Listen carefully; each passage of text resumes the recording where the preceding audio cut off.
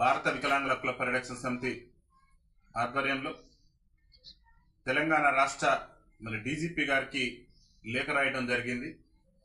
ముఖ్యంగా ఈ లేఖ రాసినటువంటి ప్రధాన ఉద్దేశం కూడా ఏదైతే తెలంగాణ రాష్ట్ర ముఖ్యమంత్రి రేవంత్ రెడ్డి గారు ఆనాడు పిసిసి అధ్యక్షుడి హోదాలో ఉండి కాంగ్రెస్ పార్టీ తెలంగాణ అసెంబ్లీ ఎన్నికల ముందు వికలాంగుల సమాజానికి ఇచ్చినటువంటి హామీలు, ప్రధానంగా కాంగ్రెస్ పార్టీ అధికారంలోకి వస్తే ఏదైతే వికలాంగుల పింఛన్ 6,000 రూపాయలు చేస్తామని చెప్పినటువంటి హామీని, అదేవిధంగా కాంగ్రెస్ పార్టీ అధికారంలోకి వస్తే వికలాంగులకు ఆర్టీసీలో 100కు 100% రాయితీతోని ఉచిత ప్రయాణ సౌకర్యం కల్పిస్తామని చెప్పినటువంటి హామీని కానివ్వండి, అదేవిధంగా రాష్ట్రంలో తెలంగాణ రాష్ట్రంలో ఖాళీగా ఉన్నటువంటి వికలాంగుల బ్యాక్లాగ్ ఉద్యోగాలను గుర్తించి వికలాంగుల బ్యాక్లాగ్ ఉద్యోగాలను భర్తీ చేస్తామని చెప్పినటువంటి హామీని కానివ్వండి, అదేవిధంగా తెలంగాణ రాష్ట్రంలో వికలాంగుల అట్రాసిటీ చట్టాన్ని ఏదైతే కేంద్ర ప్రభుత్వం 2016లో తీసుకొచ్చినటువంటి వికలాంగుల అట్రాసిటీ చట్టాన్ని తెలంగాణ రాష్ట్రంలో సమర్థవంతంగా అమలు చేస్తామని చెప్పినటువంటి హామీని కానివ్వండి,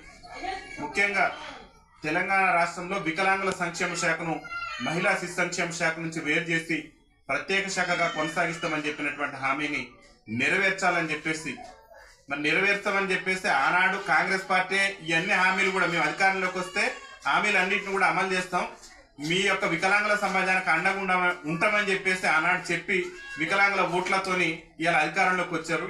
మరి అధికారంలోకి వచ్చిన తర్వాత గౌరవ రాష్ట్ర ముఖ్యమంత్రి రేవంత్ రెడ్డి గారు నేటి వరకు కూడా అధికారంలోకి వచ్చిన తర్వాత వికలాంగుల సమాజానికి ఎన్నికల ముందు ఇచ్చినటువంటి ఏ ఒక్క హామీని కూడా నెరవేర్చినందుకు నిరసిస్తూ డిసెంబర్ 3 అంతర్జాతీయ ప్రపంచ వికలాంగుల దినోత్సవ రోజున రాష్ట్ర ముఖ్యమంత్రి రేవంత్ రెడ్డి గారు ప్రాతినిధ్యం వహిస్తున్నటువంటి కొడంగల్ కేంద్రంగా ఆమరణ నిరాహార దీక్ష చేపట్టాలని చెప్పేసి భారత వికలాంగుల హక్కుల పరిరక్షణ సమితి రాష్ట్ర కమిటీ పక్షాన మేము నిర్ణయించడం జరిగింది. ఇవాళ డిసెంబర్ 3న జరిగేటటువంటి ఆమరణ నిరాహార దీక్షకు మద్దతు ఇవ్వాలని చెప్పి మాకు అనుమతి ఇవ్వాలని చెప్పేసి రాష్ట్ర డీజీపీ గారికి లేఖ రాయడం జరిగింది.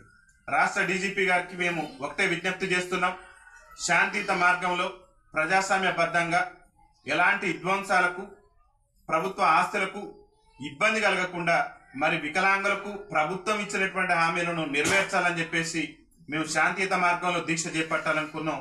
దయచేసి యొక్క దీక్షకు గౌరవ డీజీపీ గారు అనుమతి ఇవ్వాలని చెప్పేసి కూడా భారత వికలాంగుల హక్కుల పరిరక్షణ సమితి రాష్ట్ర కమిటీ పక్షాన మేము ఈ రోజు ఈ లేఖను రాయటం జరిగింది. డీజీపీ గారు సానుకూలంగా స్పందించి దీక్షకు అనుమతిస్తారని చెప్పేసి మేము ఆశిస్తున్నాం.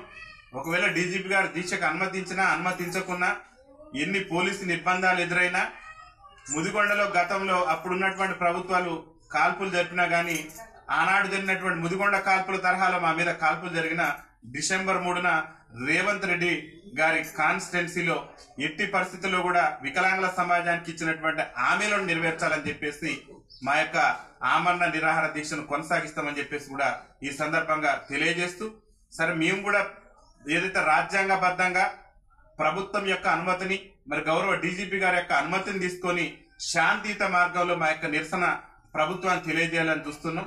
ఎక్కడ కూడా విధ్వంసాలు సృష్టించేటటువంటి ప్రయత్నం మేము చేయలేదు. దాదాపు 7 ఏళ్ల నుంచి భారత వికలాంగుల హక్కుల పరిరక్షణ సమితి ఎక్కడ కూడా ప్రభుత్వ ఆస్తులకు కానివ్వండి, ప్రజలకు కానివ్వండి, ఎవరికి కూడా ఇబ్బంది కలిగించకుండా శాంతియుత మార్గంలోనే మా యొక్క నిరసన కార్యక్రమాలు చేసుకుంటూ పోతున్నాం.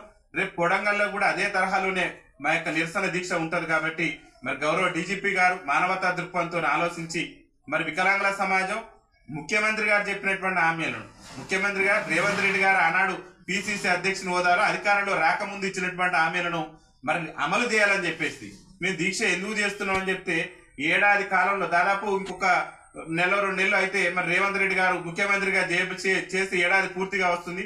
ఇప్పటికే ప్రజాపాలన విజయోత్సవ సభలు, ఏడాది విజయోత్సవ సభలు అని చెప్పేసి ప్రభుత్వం గొప్పలు చెప్పుకునే ప్రయత్నం చేస్తుంది.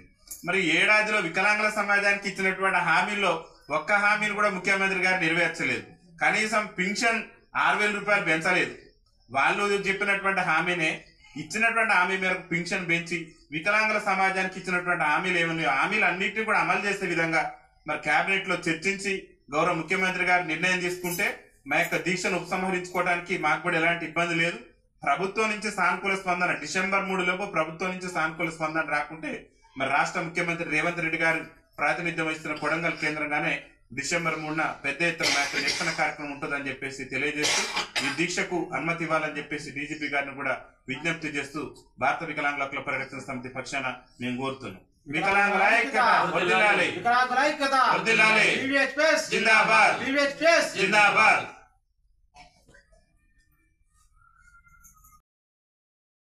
MFSN ఛానల్కు లైక్ చేయండి, షేర్ చేయండి, సబ్స్క్రైబ్ చేయండి.